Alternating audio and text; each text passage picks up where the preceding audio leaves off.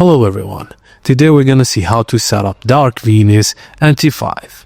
Firstly, ensure you have the MT5 platform installed on your computer. If not, download it from the official website. Purchase or download the Dark Venus EA from the reputable source, such as the MQL5 market, and ensure the file is .ex5 format compatible with MT5. Install the EA. Open MT5 and click on File, then open Data folder. Navigate to MQL5, Experts, and pass the Dark Venus.ex5 file into this folder. So we start MT5 to recognize the new AA.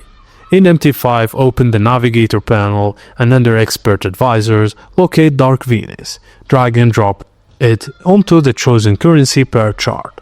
Upon attaching, a setting window will appear. Adjust parameters such as lot size, risk percentage, and spread limits. For detailed settings guidance, refer to the Dark Venus strategy explanation. Ensure auto trading is enabled in the MT5 and confirm that live trading is permitted in the EA settings. Monitor the EA's performance and adjust the settings as necessary to align with your trading strategy. And that's it, guys. Thank you for watching, and please don't forget to like and subscribe for more.